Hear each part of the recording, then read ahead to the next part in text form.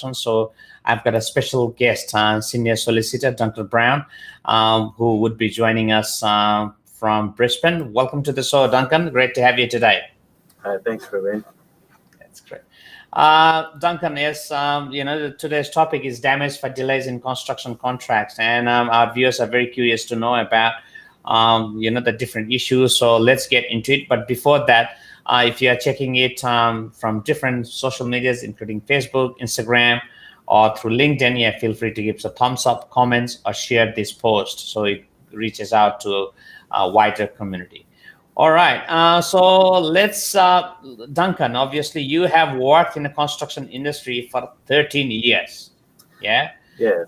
So, obviously starting with being, working as a carpenter and then supervisor and residential, both in commercial as well as in defense projects. So I'm sure you would have a full scope of the construction industry. There is no doubt on it here.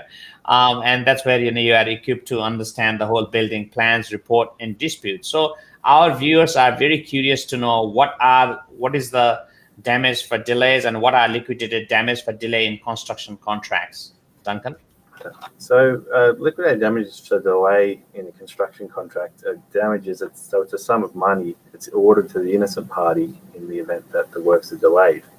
So if they don't reach practical completion by the date for practical completion, the party in default, so it's generally the builder in residential projects or the subcontractor in commercial projects, they'll be forced to pay that amount of money.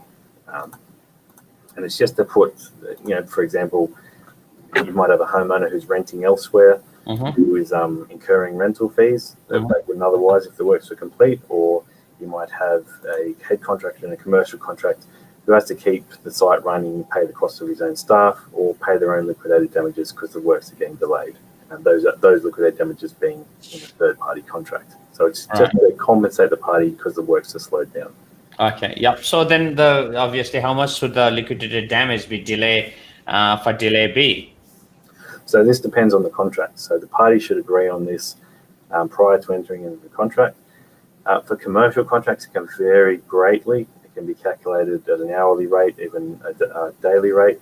Daily rate's more common, but because it all depends on the scope of the contract. And commercial contracts, they'll generally be more,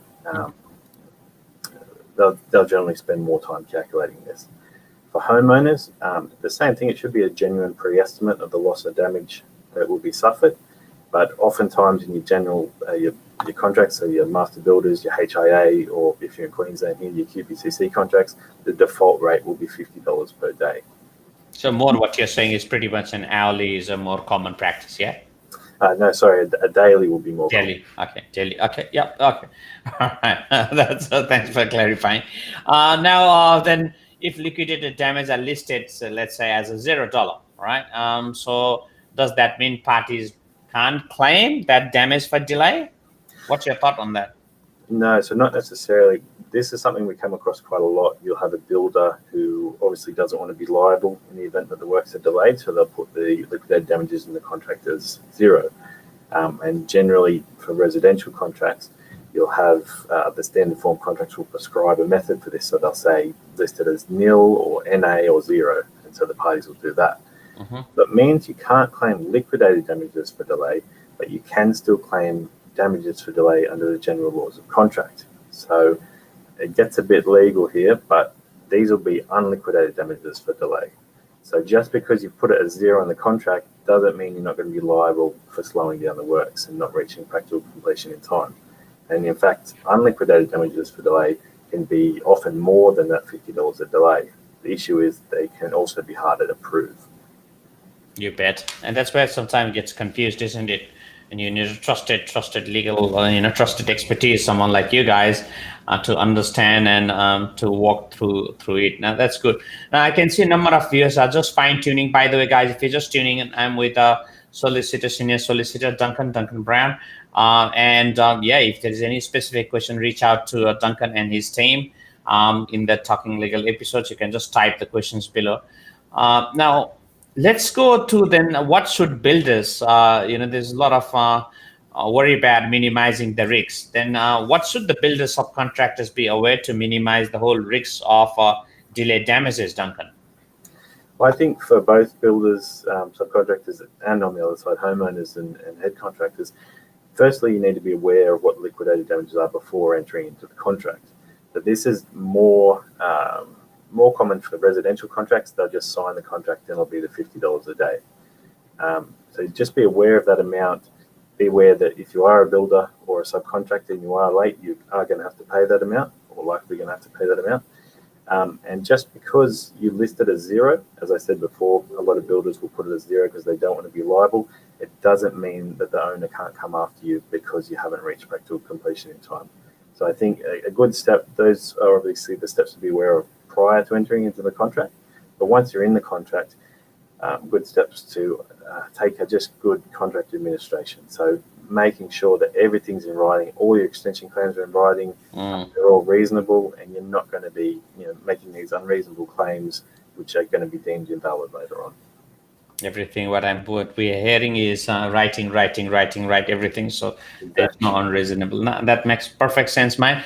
Then just conscious with the time, obviously. Then just the last thought: what should principal contractors or homeowners be aware of to help ensure that they are adequately compensated if practical completion is delayed? Well, this is on the other side of the coin. I think the same thing before entering the contract. Spend the time, as I said, a lot of the time homeowners and builders don't do this in residential contracts. Spend the time calculating what your losses and damages are likely going to be. So if you overestimate, you put in a much greater amount than your actual losses, it's likely that that's going to be unenforceable. You're not going to be able to claim it. By the same token, if you underestimate, or you just go with the standard $50 a day, when in reality you're incurring a lot more loss and damage than that, then you're likely going to be capped at that amount. I think obviously that's pre-contract. During the contract, just be mindful on the other side of the table from extension claims that they're not always going to be valid. A lot of the time, a builder might put in, I've seen negative variations that won't extend the time taken, but the builder has nevertheless put in a substantial extension request. So you need to be, before approving these things, and it can be hard because a lot of the time there's a good relationship between the parties and they like to do it orally or they just approve everything. But it's important just to objectively assess things. Is it reasonable? Is it warranted? Should you approve it? Yeah, beautiful. Now that's a great insight, mate. So any final words, Duncan, on this topic, damage for delay in construction contracts, before we finish for the show today? I think it's just something to be aware of. A lot of the time it's an afterthought, but particularly in commercial contracts, it can add up and it can be enormous. And particularly for the party who is generally incurs the liquidated damages, so that's the subcontractor in commercial contracts or the builder in building contracts, it's the main thing that we see is that it's just underestimated the impact it's going to have. So I think just spend the time early on and you should be okay. Yeah, again, finding the trusted expertise or trusted legal advisor who can help you to be involved on the early process. That's what you're saying, yeah? Yeah, it's always good to get some help. Yeah, no, that's good. Thank you, Duncan. So if people are watching this right now, and what would be the best way for you to reach to you and to your team? You can get us on email at info@beckerwatt.com.au or myself at duncan@beckerwatt.com.au, or alternatively on the phone, 1300-LEGAL. So that's 1300-402-393. Beautiful. All right, all the details are just below here. Thanks once again, Duncan. And I think this is our last episodes for the Christmas and New Year's. And wish you all the best. It's happy holidays, and we'll catch up again. That's it. Thanks, Praveen. Thanks, mate. Cheers. That's it. Thank you. Thanks, guys. I hope you enjoyed this quick episodes. This is, again, today we covered about the damage for delays in construction contracts. So if you have any specific questions or any issues at this point, feel free to reach out to the team, BeckerWatt team, at 1300-LEGAL. And this Talking Legal is proudly sponsored by BeckerWatt, full service family as well as legal firm. So on that note, wish you all the best, and we'll see you in the January, and happy holidays, and wish you the best. All right, bye.